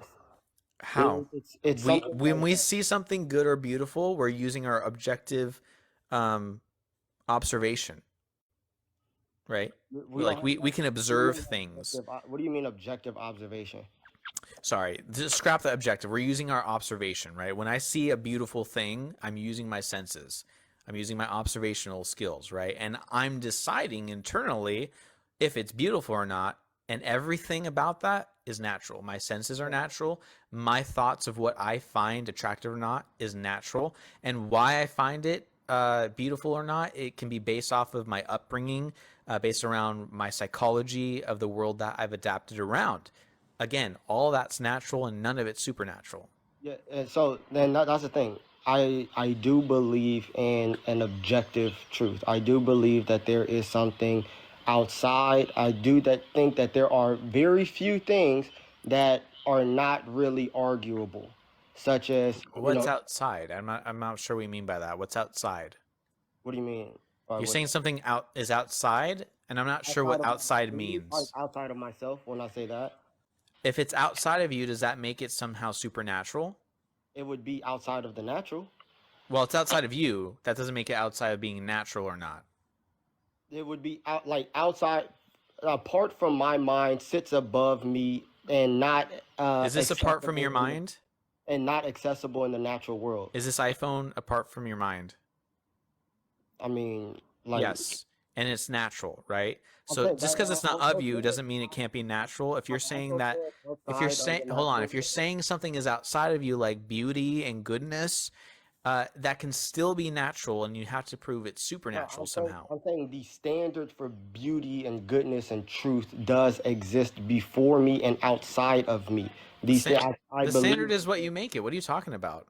That's a place where I would disagree. And I'm not like, I think we're sitting here to have a conversation. I don't think you're necessarily going to be swayed if you want another thing on Well, as to, okay, let's say it is outside of us.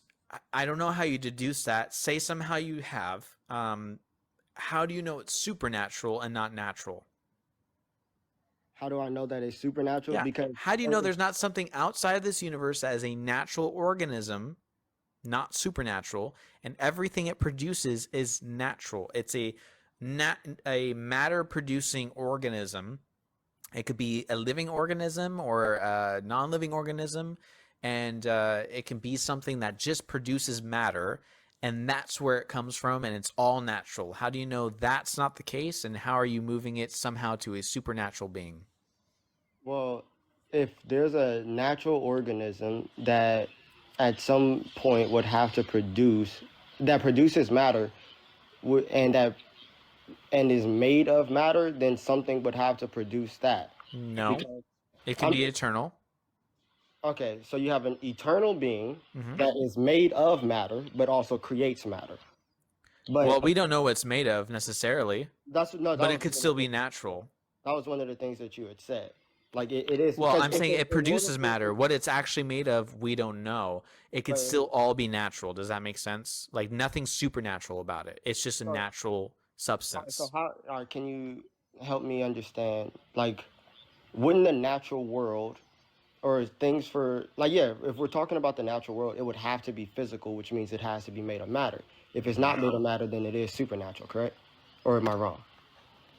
Correct. Yeah, you're incorrect in that. Supernatural would be something that defies the laws of physics and our natural observations of the universe, right? So a god that pops in things out of nowhere with no mechanical things that is defined by nature, that would be a supernatural being because it's not using natural happenstances or matter or material or ways of mechanisms that are natural, right? It's just like poof, I snap my fingers and pa, magic happens, right? Yeah, That's so supernatural. exactly. So if we have the beginning of the universe at the Big Bang, right? The beginning of the natural world, then that That's not the means beginning. That's just the beginning of this universe in this form. That's all we know. We don't know if it's the beginning of everything. all right, fine. The beginning of this universe in this form. So this is all we know is the Hmm. beginning of this universe in this form. That means time, space, and matter do come into existence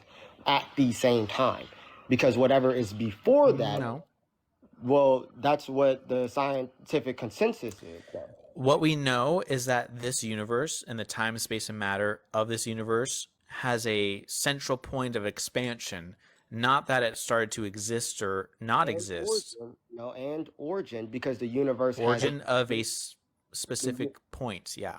the universe has a beginning, which means that what No, it has a start point, not a beginning. Nothing began to exist. okay, so if it has a starting point, it would have to mean whatever caused the Big Bang had to have existed outside of the Big Bang. Why?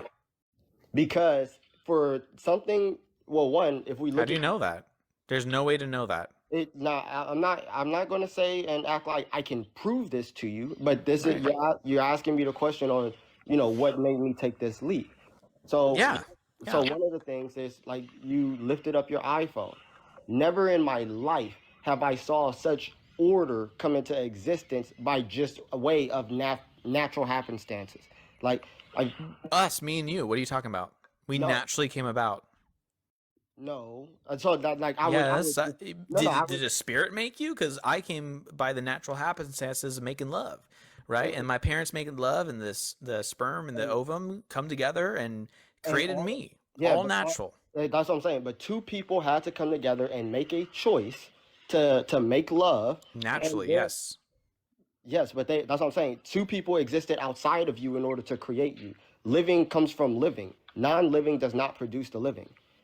So if you want to say that from the Right. singular, so if you want to say from the singular point of the universe, I disagree with you actually because okay, we are made of atoms and molecules of different chemicals. Would you agree? Sodium, hydrogen, phosphate, calcium, magnesium, yeah, iron. All these things make up who you and I are. They're all chemicals, right? not all we are. Is calcium organically alive? It's no, I wouldn't say that. Is phosphate or iron, copper, No, I wouldn't say that. sodium, all these things, carbon? No, but if you put them together in a certain sequence, they are, right? I wouldn't say that that's what makes you alive. Quite literally, that's what makes us alive. Well, no, because like you said, like these molecules by themselves are not living, But together in a certain sequence, they are. and my argument would be that something would have to put things in a certain sequence in order to get the result of a living being. How did you come to that conclusion? Because in my kitchen I have flour, I have eggs, I have an oven, but without me going in there and actually putting things in a order, a Hmm. cake or cookies or pancakes would not be made. Interesting. Ah, Question. Hold on. Question. okay. because you made a point. They're all sitting there on your counter. What if they were objects in motion, and let's say they were the chemicals of life in motion, and they just happened to start bouncing into each other over and over and exploding because certain molecules touching each other, whew, explosion, right? Yeah. Some link together, like hydrogen loves to link to things, and like, oh, you got this extra space, let me, and let's add on and make something, right? Yeah. So objects in motion that can possibly fuse together because of super dense, the density of the gravity, the heat, the reaction, right? All these things can happen. What happens if you have every single atom in existence of the universe smashed into a piece, and then it explodes, and now they're objects in motion going all which ways? Is it possible at that moment for life to exist? I think the odds are so astronomical, I would say it's impossible. But you know what's funny is we live in a universe where the odds are against us, and we are here, meaning that most of the universe that we've seen so far, and that's a lot. Like, we see so much. Like, the amount of the universe that is in the universe is insane. Yeah. It's pretty much unlimited, right? Yeah. Meaning the probability has happened, we've seen it happen, and it is possible, right? By the grace of God, yeah, it would be possible. We don't see God doing it, we see it naturally happening. No, but we see through our experiences that explosions don't cause order. But we have seen that happen. Yeah, go ahead. Let me know. Our galaxy, right? By the grace of God, exactly. But we don't see God doing it. We've only seen natural things happening. Yeah, because God is supernatural. And that's my faith-ending question tonight. Why are you attributing it this order? Why are you attributing it to God when there's no God showing itself? But what we do see is natural things happening. So yeah, and I would argue that this is one of the ways that we do see God showing himself is because of the order and the design of the universe. But that's my whole question is we don't see God doing it. Well, What we see is natural. So why are you attributing it to a God and saying this is evidence for God when it's clearly evidence of it's just natural? Yeah, That's the whole point of the question. That's something that I would disagree with. You have things like the anthropic principle that it's not possible to have these universal constants by the mashing up of particles and the explosion of particles. All of these, How do you know that? because people are not. I'm not gonna sit here and act like I've done the research myself. So but- you don't know that. all right. So let's say I don't know that. I'm going to go out on a limb and say that the odds are so ridiculous that I would say it's impossible. How do you know the odds are so ridiculous? Have you done the math on that? Me personally, no. Have I looked at the reports? So of you people don't who know have- if the math is have I looked at ridiculous the or not. Reports of people who have done the math? Yes, I have. And And you trust them that they're correct on this math. Yes, I do. They are not How Christians. come? They are not Christians because this is something that they spent their time in. It's their passion. I respect their work, Okay. and it's math. So it can be disproven. There could be calculations. And is everything that they're using natural? Everything that they are using is natural. So why would you jump to the supernatural when you've just admitted that what people are using to discover these things is all natural? We see around us everything natural. All the people in these science fields that you trust about the astronomy of the universe, that's all natural. Everything that we observe is natural. Yeah. Somehow, some way, from all the science that you've been reading about has pointed you to natural things, but your mind goes, no, it's supernatural. No, I think you're misrepresenting my point. No, that's your point, is that we have this is literally my faith-ending question is everything we've talked about so far has been natural, and you're for some reason saying, nope, it's supernatural. No. So the natural world is the things that we are able to observe. So of course, if mathematicians are doing math and are showing me the odds of having things like the anthropic principle within the universe, yes, I'm going to look at those things because these are things that I can observe.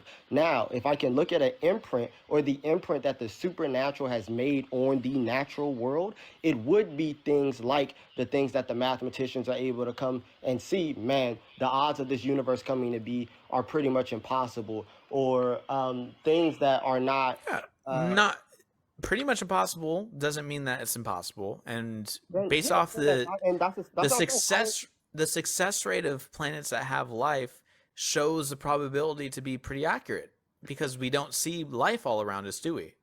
That's so, and that's something that I think is beautiful about like what you're doing and your faith in like in your stance that okay, yes, explosions can bring about order and design, and it could bring about beauty, and Yeah. everything could just be that like, and that takes a lot of faith, and it's a lot easier. Not really. We could just observe it. You've never, and that's the thing is that you've never observed that explosions or the Big Bang or this thing that started from way back here where all these molecules were massed back in, even though you've never observed that singular point, you've never observed it. Yeah. You know these things exploding can create something so beautiful and perfect that Oh if yeah. Yeah, no, because we can't observe the effects from the explosions, and I've seen explosions personally. And you know what's funny? Every 4th of July, I'm not sure if you're in the United States or not. Every 4th of July, I look up into the sky at night, and there's explosions that create the most beautiful things I ever see. Do you know what they're called? they are called fireworks, and guess what? And this is my point. I guarantee you, every single firework you saw in the sky, there was some mind behind it that put it together so it would work. Naturally.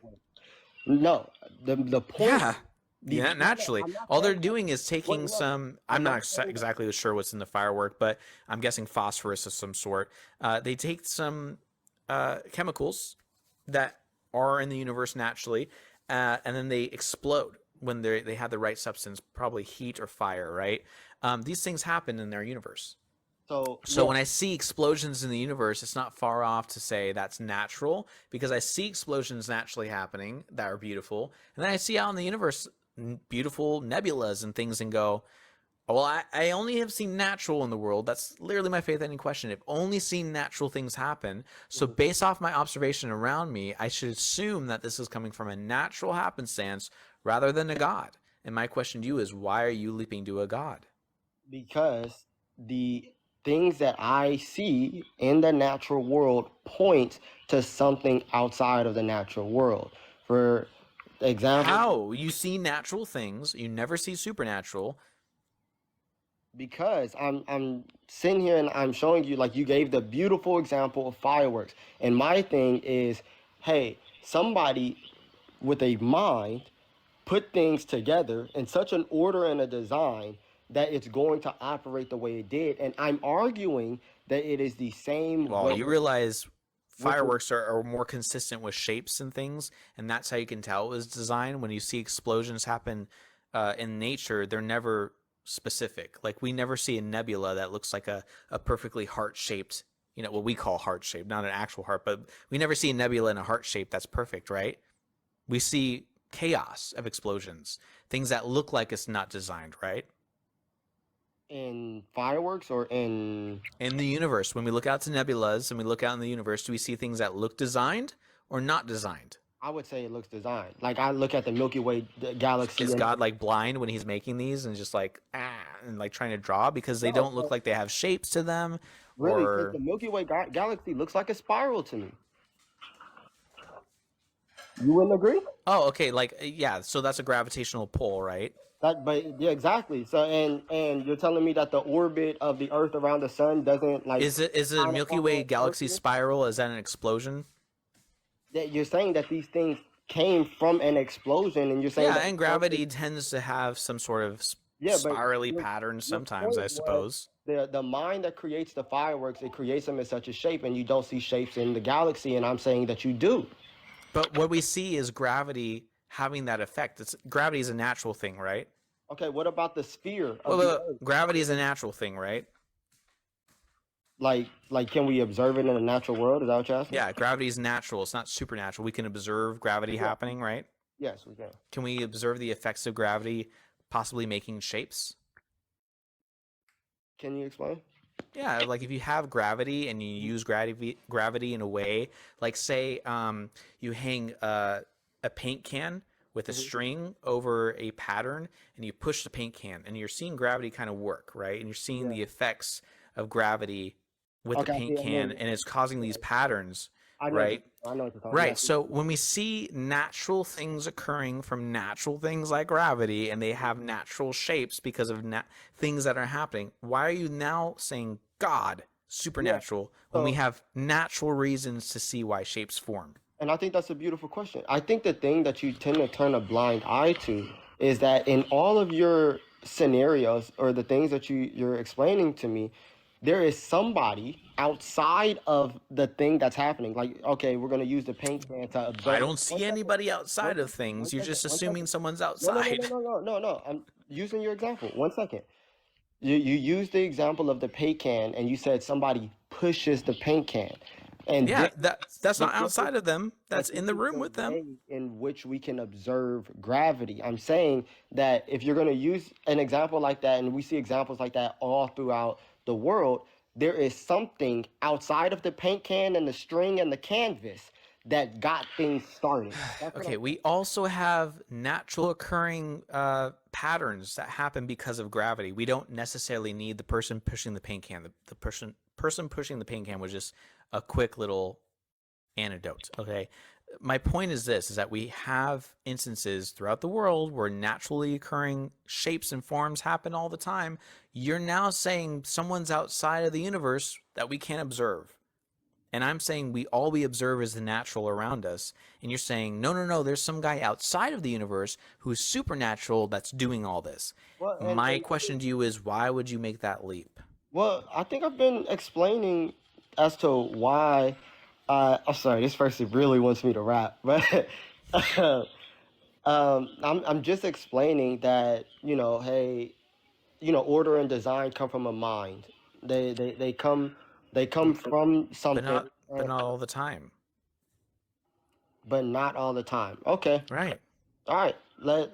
Let's say you know, You even gave the idea of the Milky Way galaxy spiral.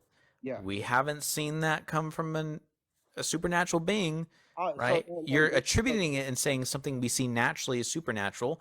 Why are you doing that when all we see is natural happenstances? no, so and I think this is where one, I don't think we're gonna get anywhere within this argument, and two, Hmm. I think the same question could be applied to you because you didn't see the Milky Way galaxy form.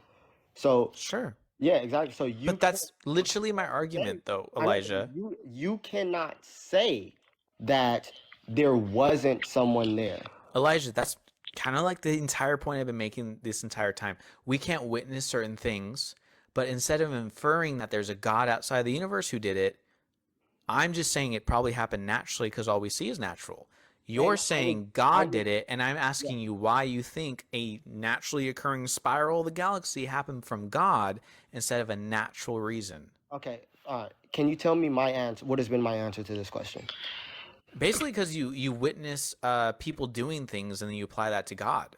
And I'm saying, why are you doing that? That makes no No, sense. please do not tell me that that's what you feel I've been saying. Pretty much what you've been saying. All right, so can I try one more time? Sure. All right, so what I am saying is that order and design come from a mind.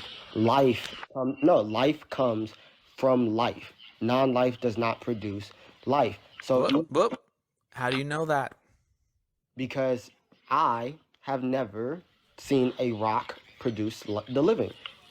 Has anyone ever claimed a rock produces living things? I've never seen the inanimate produce the animate. I have. Okay, can you tell me? When a woman is pregnant, how does a baby get its forms and cells? Where do the cells come from? What does she have to do? I'll give you a hint.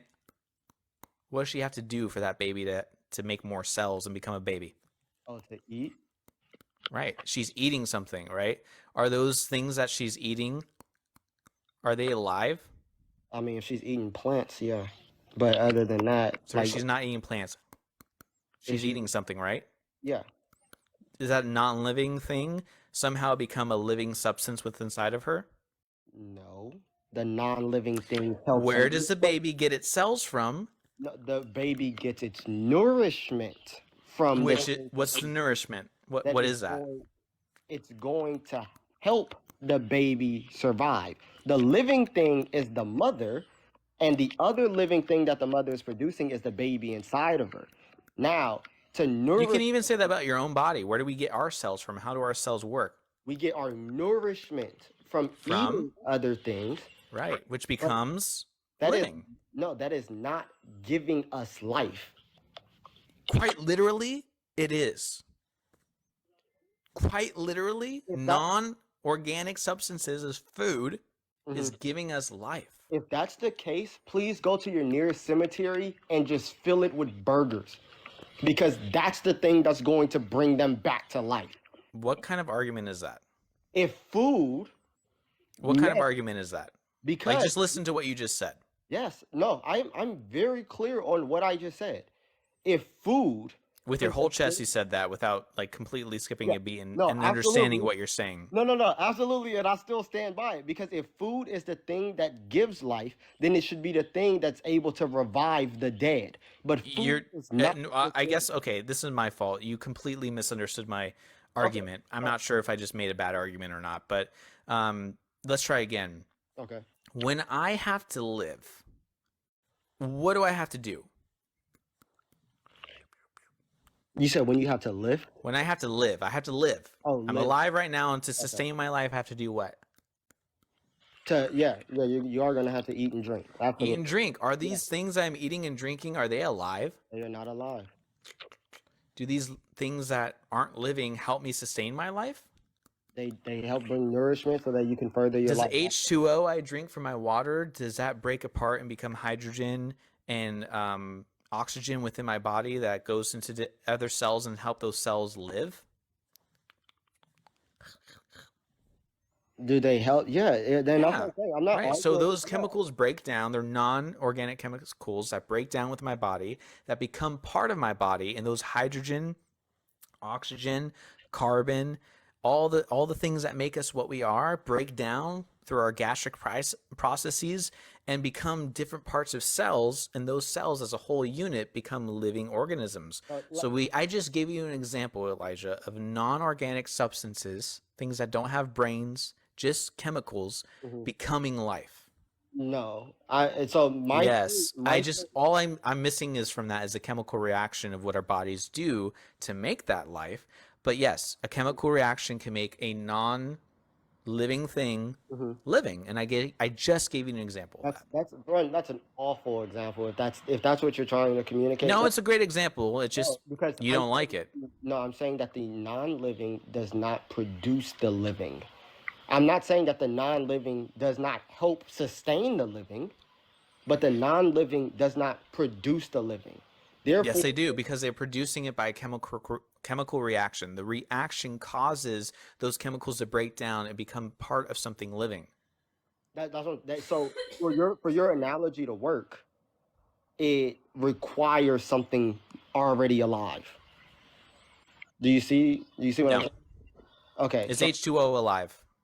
no, but for H2O to help the Okay, if living, H2O is not alive and I drink it and becomes part of the hydrogen and oxygen within my body now you see how you are through a part of chemical the example? reactions, Do you see how does you that are? not make something non-living H2O Do become you, part of a living being? and that's what I'm saying. Do you see how you are a part of the example? How the H2O is Yes. non-living, but you are living. Now, Elijah, just take this example and go far back into when we were, single cell organisms, those chemicals that existed in space that one day came together through chemical reactions Mhm. became a living substance. Just how we eat and those things through chemical reactions in our body become living within inside of us.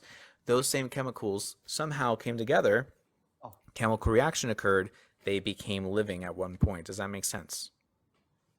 no, not to me. I tried. Well, thanks, Elijah. I No, appreciate your time. wait. I tried my best. Look, I have water. This water is not living. I just did a chemical reaction. That chemical reaction is going to go through my body, separate some of the chemicals within that water, and make it part of a living organism. That is a chemical reaction of a non-living substance or organic compound breaking down and becoming part of something living. Abiogenesis, same kind of concept, right? You have compounds, elements that crash together, and through chemical reactions, fusion and fire and heat, become something else. Anyways, yes, but what brings elements to life? The certain pattern. I don't know, certain patterns and reactions, energy, fusion. All right, everybody, that was fun. That was fun. Through the fire and flames, we carry on. All right, well, that was fun. Friendly cooking up a feast, and I've cooked too much tonight. Now I actually got to go cook. Thanks for sticking with me, everybody. Have a great rest of your night. Really enjoyed this time. So